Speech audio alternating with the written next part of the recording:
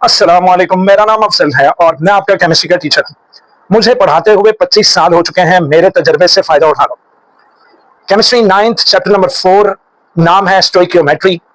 Exercise के short questions के साथ मैं हाजिर हूँ। तो क्वेश्चंस फॉर शॉर्ट आंसर्स। पहला क्वेश्चन है जी, write down the chemical formula of barium nitride. तो बेरियम नाइट्राइड का केमिकल फार्मूला, तो ठीक है, फिर केमिकल फार्मूला लिख लेते हैं बेरियम नाइट्राइड का। तो उसके लिए जनाब चलते हैं अपने नोटबुक की तरफ। लें जी, बेरियम नाइट्राइड, बेरियम नाइट्राइड। तो सबसे पहले जो पॉजिटिव रेडिकल है उसको लिख लें, बी ए। तो बी ए, बेरियम का सिंबल बी ए, और उसकी जो वैलेंसी है उस पर जो चार्ज होता है वो है 2 अदद प्लस।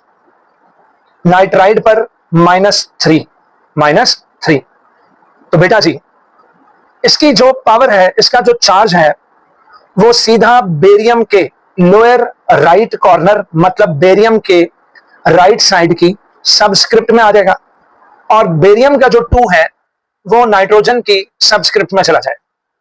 तो आइए फिर लिख लेते हैं, बी ए के साथ 3 और एन के नीचे 2 आएगा उसकी सबस्क्रिप्ट में, और प्लस माइनस को कैंसिल कर दोगे। तो ये है फॉर्मूला बेरियम नाइट्राइड का। ठीक है, so that was the first short question. अब चलते हैं, what is the second short.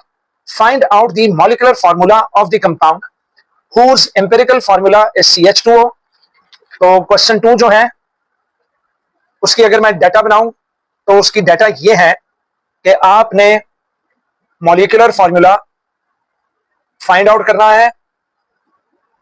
ठीक है, whose empirical formula, उसी कंपाउंड का जो एम्पिरिकल फार्मूला है, एम्पिरिकल फार्मूला वो है CH2O, और मोलर मैस, कंपाउंड का जो मोलर मैस है वो दिया जा रहा है जी 180।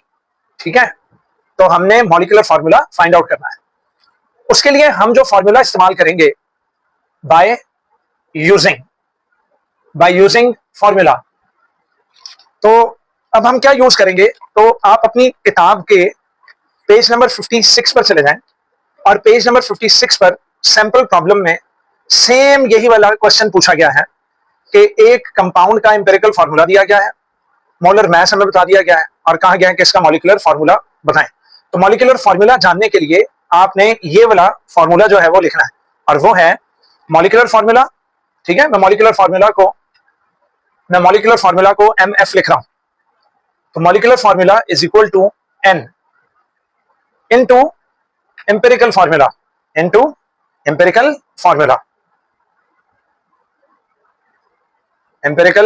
फार्मूला। अब बेटा मॉलिक्यूलर फार्मूला तो है हमारे पास। अब बेटा मॉलिक्यूलर फार्मूला तो हमने फाइंड आउट करना है, और एम्पिरिकल फार्मूला भी है, दिस इज CH2O। मेरे बच्चों नहीं है तो हमारे पास N की वैल्यू नहीं है। तो अब N की वैल्यू कहां से आएगी, तो N का जो फार्मूला होता है इसी सैंपल प्रॉब्लम के मुताबिक N equals to molar mass divided by empirical formula mass. तो ये होगा जनाब molar mass divided by empirical formula mass. अब मोलर मैस कितना है जनाब, 180, और divided by empirical formula mass यहां पर निकाल लेते हैं। एम्पिरिकल फार्मूला मैस कितना होगा, तो कार्बन का मैस 12 प्लस हाइड्रोजन का mass 1 multiply by 2 plus oxygen का मैस 16। तो जरा कैलकुलेट इसको कर लो, 12 प्लस 2 14। नहीं जी, मैं यहां ऊपर लिख लेता हूं 14 प्लस 16, तो ये कितने हो गए, 10 एंड 1 30 हो गया। तो यहां आ जाएगा जनाब 30। अब अगर मैं इसको सॉल्व करूं तो 30 1 30, 36,180, तो 6 इसका आंसर। तो मुझे N की वैल्यू पता लग गई, N इक्वल्स टू 6 है। अब मैं आराम से मॉलिक्यूलर फार्मूला फाइंड आउट कर लूंगा, N इनटू एम्पिरिकल फार्मूला, तो 6 मल्टीप्लाई बाय CH2O। CH2O। लें जी, 6 को अंदर कैसे मल्टीप्लाई करना है?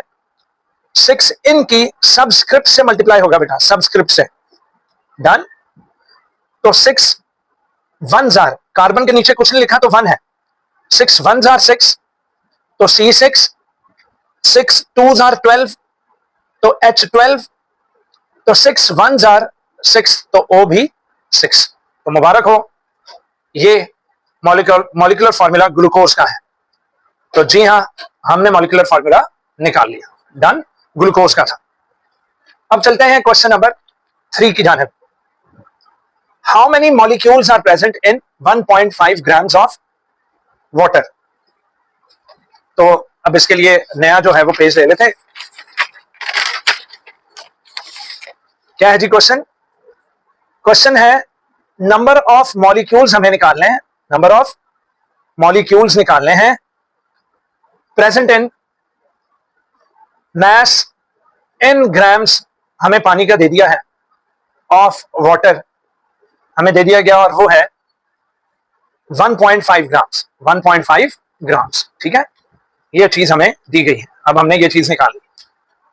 तो याद होगा कि हमने पढ़ा था किसी भी चीज के 1 मोल में उसका मोलर मास अगर मैं निकालूं इसका, तो 1 मोल ऑफ वाटर में H 2 अदद, मतलब H 2 है जमा 1 ऑक्सीजन, तो इसका मोलर मास होगा 1 2 + 2 + 16, तो टोटल 18 ग्राम आ जाएंगे।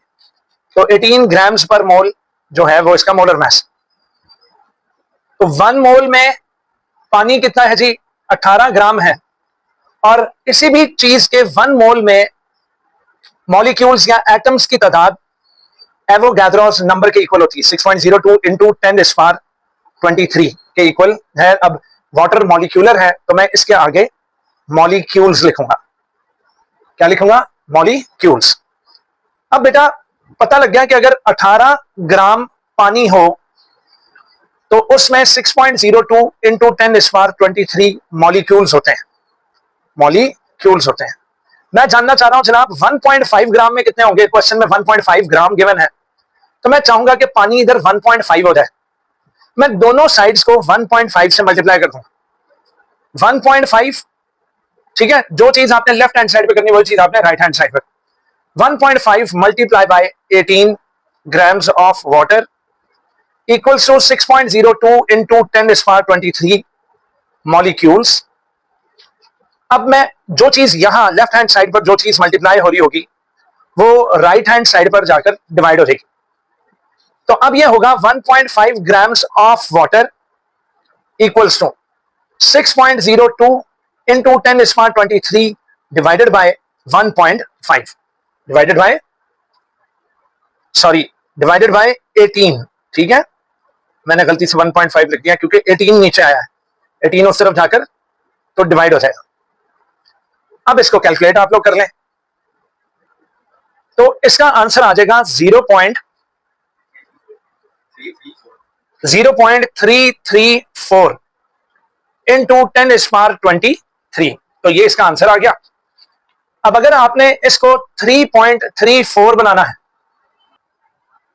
तो अगर आप 0.3 के बाद रखेंगे तो उधर से इसकी एक पावर कम हो जाएगी, that is multiply by 10⁻22 molecules is the answer. Done.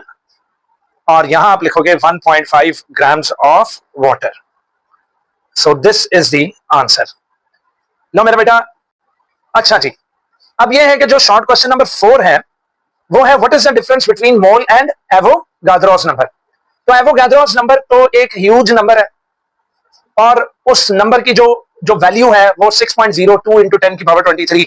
यही सेम डेफिनेशन आपको बैक साइड पर जो ग्लॉसरी है वहां से मिल जाएगा। ठीक है, सबसे पहले डेफिनेशन ग्लॉसरियों में ढूंढा करो। तो यहां पर आपको एवोगाद्रो नंबर की डेफिनेशन मिल जाएगी जी, ये रही जी एवोगाद्रोस नंबर की, ये रही। A huge number 6.022 × 10⁻23 is called Avogadro's number। जबकि मोल वो क्वांटिटी ऑफ अ सब्सटेंस है जिसमें एवोगाद्रोस नंबर के पार्टिकल्स हों। जैसा कि अभी ऊपर हमने जिक्र किया इसमें कि 1 मोल में हमेशा एवोगाद्रोस नंबर जितने पार्टिकल्स होते हैं। ठीक है, तो मोल और एवोगाड्रोस की डेफिनेशंस आपने टॉपिक में से भी देख सकते हो। और इसका जो लास्ट क्वेश्चन है, क्वेश्चन नंबर 5, कहता है right down the chemical equation of the following reaction.